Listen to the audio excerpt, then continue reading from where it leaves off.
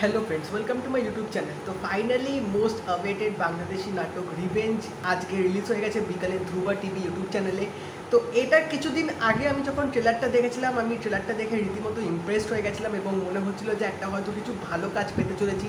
সত্যি কথা বলতে গেলে আমার কিন্তু এক্সপেকটেশনসটা পুরো 100% ম্যাচ হয়ে গেছে এবং লাস্টে যে চমকটা এখানে দিয়েছে সেটা আউটস্ট্যান্ডিং ছিল। যেভাবে এখানে কনফিউশনটা রাখা হয়েছে আমার জাস্ট সেরা লেগেছে এবং ওভারঅল নাটকটা কিন্তু দারুণ ছিল। এটার ট্রিটমেন্ট, এটার গল্প, এক্সিকিউশন সব দিক থেকে কিন্তু পারফেক্ট একদম বানানো হয়েছে নাটকটা।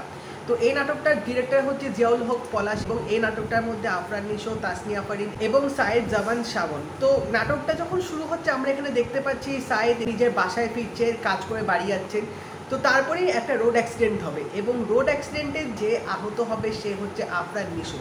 তো তারপর যখন তাকে হসপিটালে নিয়ে আসবে তো তারপর আমরা এখানে দেখতে পাই তাসনিয়া ফারিন হসপিটালে ছুটে আসবে, ভেবেছে হয়তো তার হাজব্যান্ড এখানে আহত হয়েছে এবং হাজব্যান্ডের ভূমিকাটা এখানে শাওন প্লে করছে।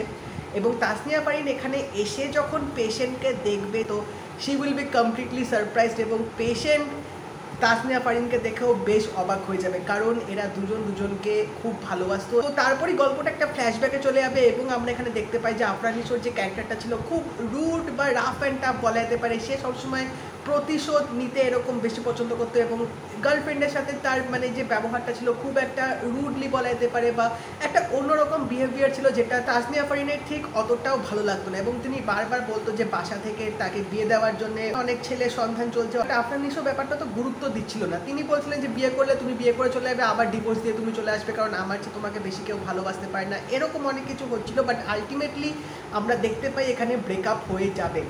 তো এরপরই গল্পটা এখানে অনেকটা গড়াবে এবং অনেক তোমরা সাসপেন্স এখানে দেখতে পাবে।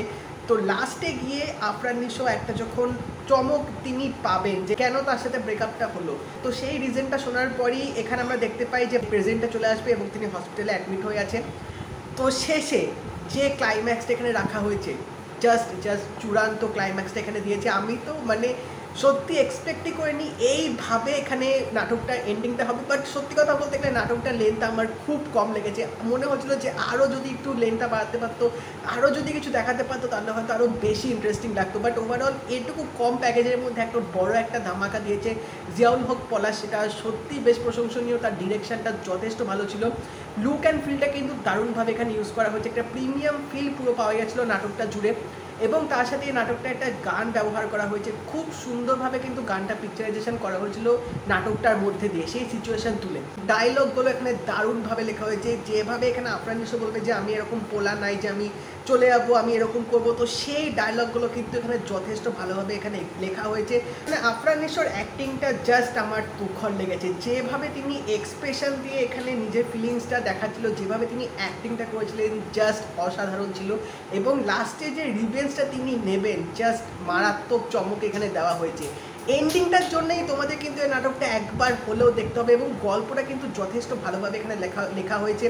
মানে কেউ যদি তোমার সাথে এরকম প্রতারণা করে রিলেশনশিপে, রিভেঞ্জ নিলে যে এইভাবে নিতে হয় সেটা এই নাটকটা না দেখলে হয়তো আমি জানতে পারতাম না। বাট জিয়াউল হক পলাশ কিন্তু একটা মারাত্মক আমাদের নাটক উপহার দিয়েছে। রিভেঞ্জ নাটকটা যদি তোমরা দেখে না থাকো ইউটিউবে গিয়ে দেখে নাও, 40 মিনিটের মতো রান টাইম নাটকটা তোমাদের কিন্তু জাস্ট ফাটাফাটি লাগবে এবং যদি দেখে থাকো আমাকে অবশ্যই জানিও তোমাদের কেমন লাগলো।